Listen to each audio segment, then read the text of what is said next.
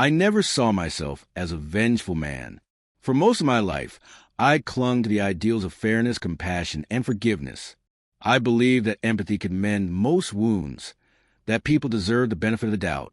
That belief, like the foundation of the marriage I once thought unshakable, crumbled spectacularly on a glittering Saturday night at a lavish party thrown by one of Lydia's colleagues. The evening had begun harmlessly. Lydia and I had been married for 8 years. Things hadn't been perfect lately, but I still believed we were a unit. Two sides of the same coin. We arrived at the party arm in arm. Her silver cocktail dress shimmered under the soft gleam of crystal chandeliers, clinging to her in all the right places. She was magnetic, laughing as she tossed her auburn hair over her shoulder. Every pair of eyes followed her, admiration trailing in her wake like perfume. I remember watching her, feeling the same old pride. She was dazzling, and she was mine, or so I thought. The night slipped by in a haze of polite laughter and the soft chime of champagne flutes. Lydia introduced me to several of her co-workers, among them Mark. He stood tall, broad-shouldered, with a smug expression of a man who never questioned his place at the center of attention. She had mentioned him once or twice before, a new addition to her team. Ambitious, clever, the kind of man who always knew the right thing to say. I wanted to give him the benefit of the doubt. At first, I did, but I noticed the way his gaze dipped too often toward Lydia's neckline, lingering just a heartbeat too long. I told myself I was imagining things, but the longer the night went on, the harder it became to ignore.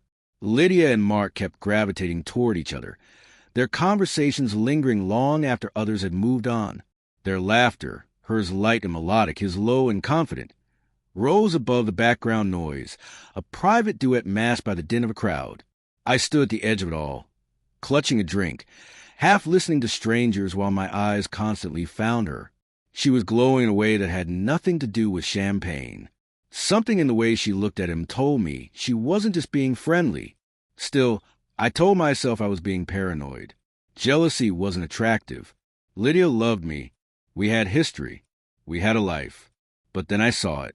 I was returning from the bar, a fresh drink in hand, when I caught a glimpse of them by the balcony. Lydia was facing slightly away from me, still laughing. Mark's hand was resting on the small of her back, low, far too low. Then, as if the universe was determined to spell it out, I watched his hand slide beneath the hem of her skirt. I froze. The world dimmed around me. My chest tightened, my grip slackened. She didn't flinch. She didn't pull away. She didn't slap him, or even shift uncomfortably. Instead, she tilted her head, lips parted slightly, biting down in a way I knew far too intimately. The bottom fell out of my world. The drink trembled in my hand. I couldn't breathe. Was I hallucinating? Had I misunderstood? But no, there was no mistaking the hunger in her eyes, or the smug triumph in his. A storm of rage erupted inside me, searing and immediate. I wanted to walk over, to drag him out into the street, and wipe that smirk off his face with my fists. But I didn't. I turned. I walked out, not because I was weak, but because I needed time. I needed a plan. The following days passed in a numb blur. I went through the motions, pretending everything was normal. Lydia acted like nothing had happened. She hummed while brushing her hair, left me sweet texts, asked about dinner plans. Her deception was wrapped in silk, making it cut even deeper. I couldn't confront her. Not yet. I needed more than anger. I needed certainty, proof, and leverage. So I dug. It didn't take much.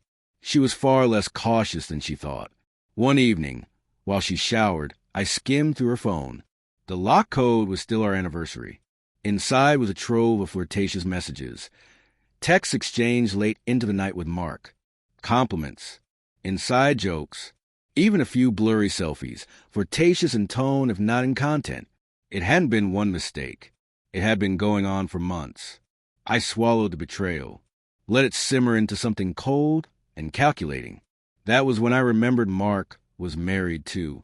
His wife, Rebecca, was quiet and unassuming. I'd only met her once at a company dinner, but she struck me as kind. Steady. She didn't deserve this either. I reached out to her anonymously. just enough to ignite her suspicion. A few screenshots, a well-placed message. The enemy of my enemy was about to become my most unexpected ally. The trap came together seamlessly. We planned a dinner party, a couple's evening, under guise of celebrating a promotion Lydia had supposedly received. Lydia, predictably, was elated by the idea. Mark and Rebecca would be coming? Perfect. She even asked me to pick out the wine. I almost laughed. The evening arrived. I played the doting husband, welcoming guests into our home. Rebecca arrived with Mark, her face betraying nothing. We exchanged the briefest of nods, a silent understanding binding us. Lydia was radiant, thrilled to play hostess, her joy palpable, though she glanced at Mark more than once with a smile that lingered too long. He returned it with the confidence of a man certain he was untouchable. Halfway through dinner, I stood to retrieve dessert from the kitchen.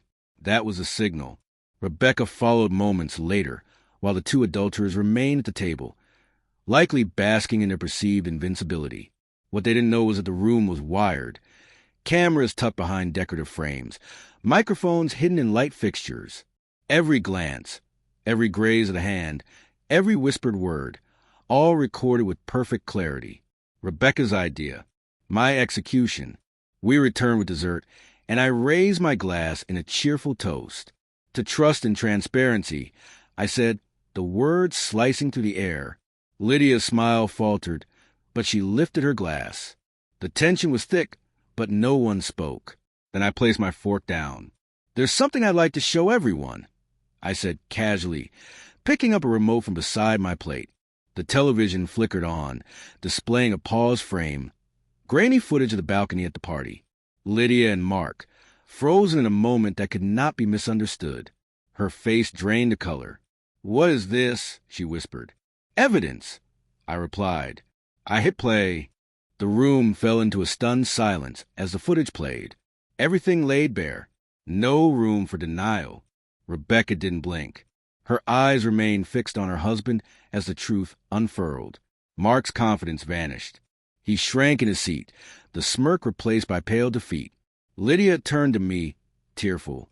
I raised a hand, stopping her before she could speak. "I don't want apologies," I said quietly. "I don't want excuses. This isn't about fixing anything. This is about consequences." Rebecca stood, her chair scraping across the floor. Her voice was tremulous, but clear. "Mark," she said, barely containing her fury, "you'll be hearing from my lawyer. And don't come home tonight." He tried to speak, but she silenced him with a glance that could turn stone to ash. He slumped broken.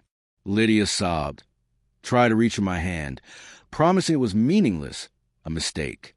I didn't flinch. "This isn't just about us," I told her. "It's about what you did to our marriage, to yourself. You traded everything for a cheap thrill." I stood and looked at her for the last time. "I'll be filing for divorce in the morning. The papers are already drawn up. And don't think you'll leave with anything more than what you brought into this. I've been very careful." She broke down completely, but I felt no sympathy. The man who loved her had been buried beneath betrayal. The aftermath was swift. Rebecca followed through. Divorce, public exposure, the works. Mark was forced to resign, his reputation destroyed. Lydia tried reaching out, desperate for redemption. I blocked every number, every email, every attempt. I moved, took a new job in a new city, built a new life, one not weighed down by secrets or resentment. The pain lingered, yes, but so did the clarity. I had escaped. I was free. Vengeance doesn't change the past, but sometimes it does settle the score.